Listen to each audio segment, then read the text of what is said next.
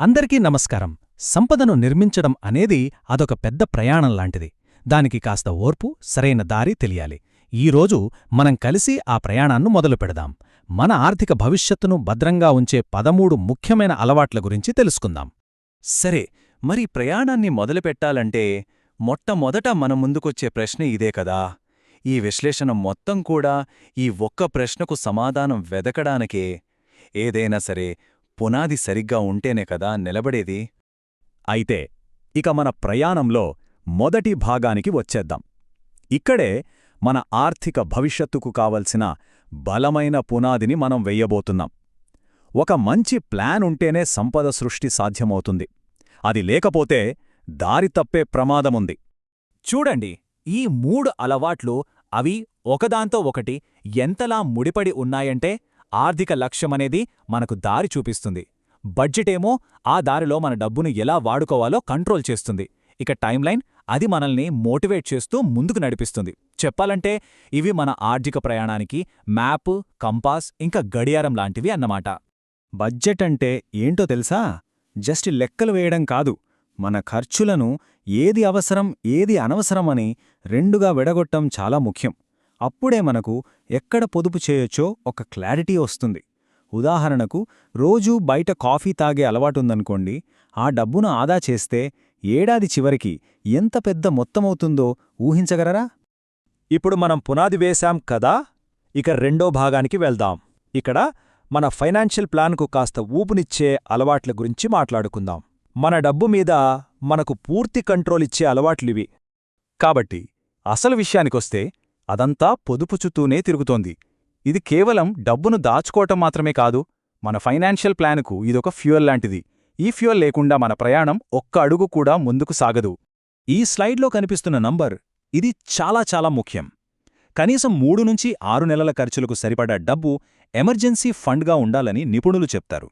ఎందుకంటే సడన్గా కార్ రిపేరొచ్చినా లేదా ఏదైనా మెడికల్ ఎమర్జెన్సీ వచ్చినా మన దీర్ఘకాలిక పెట్టుబడులను టచ్ చెయ్యకుండా ఇది మనల్ని కాపాడుతుంది. ఇది మన ఆర్థిక ప్రణాళికకు ఒక రక్షణ కవచం లాంటిది. పొదుపును అలవాటుగా మార్చుకోవడానికి ఒక సూపర్ ట్రిక్ ఉంది. అదే ఆటోమేషన్. జీతం పడగానే కొంత మొత్తాన్ని ఆటోమేటిక్గా సేవింగ్స్ అకౌంట్లోకి పంపించేస్తే ఆ డబ్బును ఖర్చు పెట్టాలనే ఆలోచనే రాదు. ముందు మనకు మనం చెల్లించుకోవాలి అనే సూత్రాన్ని పాటించడానికి ఇది బెస్ట్ మార్గం. ఈ మాటలు చాలా జాగ్రత్తగా వినండి. సంపదను నిర్మించడంలో ఇది ఒక పెద్ద సీక్రెట్ లాంటిది.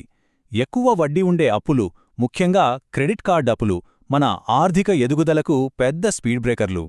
వాటిని ముందుగా క్లియర్ చేస్తే దీర్ఘకాలంలో వడ్డీ రూపంలో కట్టే ₹1000 ఆదా అవుతాయి.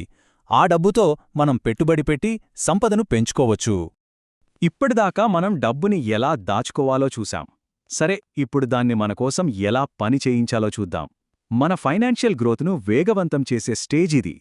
కొన్నిసార్లు ఖర్చులు తగ్గించుకుంటే సరిపోదు, జీతం వచ్చినట్టే వెళ్ళిపోతూ ఉంటుంది. అలాంటప్పుడు మన ఆదాయాన్ని పెంచుకోవడం గురించి ఆలోచించాలి. ఇక్కడ చూపించినట్టుగా సైడ్ హజిల్స్ లేదా మనకున్న హాబీస్నే ఆదాయ వనరులుగా మార్చుకుంటే అదనంగా డబ్బు సంపాదించుకోవచ్చు. ఇది చాలా ఇంట్రెస్టింగ్ పాయింట్. పెట్టుబడి అంటే ఎక్కడో డబ్బు పెట్టేయడం కాదు, అదొక స్కిల్. ఈ స్కిల్ నేర్చుకోవడం ద్వారా ద్రవ్యోల్బణం వల్ల మన డబ్బు విలువ తగ్గిపోకుండా కాపాడటమే కాకుండా కాలక్రమేణా దాన్ని పెరిగేలా చేయొచ్చు. పొదుపును సంపదగా మార్చే ప్రాసెస్ ఇదే. పెట్టుబడి ప్రపంచంలో ఈ పదం మనకు తరచుగా వినిపిస్తూ ఉంటుంది, డైవర్సిఫికేషన్. దాని అర్థం చాలా సింపుల్. మన డబ్బునంతా ఒకే చోట పెట్టకూడదు. పెట్టుబడులను రకరకాల ఆస్తులలో విభజించడం వల్ల ఏదైనా ఒక రంగం దెబ్బతిన్నా మన మొత్తం పోర్ట్ఫోలియోపై పెద్దగా ప్రభావముండదు. డైవర్సిఫై చేయడానికి ఇక్కడ కొన్ని ఆప్షన్స్ ఉన్నాయి. స్టాక్స్ అంటే కంపెనీలలో వాటా, బాండ్లంటే ప్రభుత్వానికి లేదా కంపెనీలకు ఇచ్చే అప్పు. మ్యూచువల్ ఫండ్స్లో చాలా స్టాక్స్, బాండ్స్ కలిపి ఉంటాయి. ప్రతిదానికి దాని సొంత రిస్క్, రిటర్న్ లెవెల్స్ ఉంటాయి. మన ఆర్థిక లక్ష్యాలను బట్టి, రిస్క్ తీసుకునే ధైర్యాన్ని బట్టి వీటిలో సరైన కాంబినేషన్ ఎంచుకోవాలి.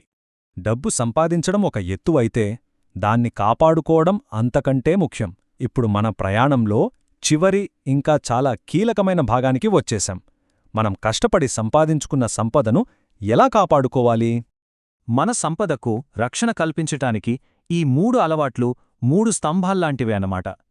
పన్నులను తెలివిగా ప్లాన్ చేసుకోవడం, రిటైర్మెంట్ కోసం వీలైనంత ఎక్కువ సేవ్ చేయడం, ఇంకా ఊహించని ప్రమాదాల నుంచి మనల్ని మనం ఇన్సూరెన్స్తో కాపాడుకోవడం.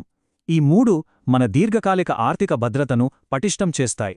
ఇక రిటైర్మెంట్ సేవింగ్స్ విషయానికొస్తే మనం పనిచేసే కంపెనీ అందించే 401k మ్యాచింగ్ అదొక గోల్డెన్ ఆపర్చునిటీ.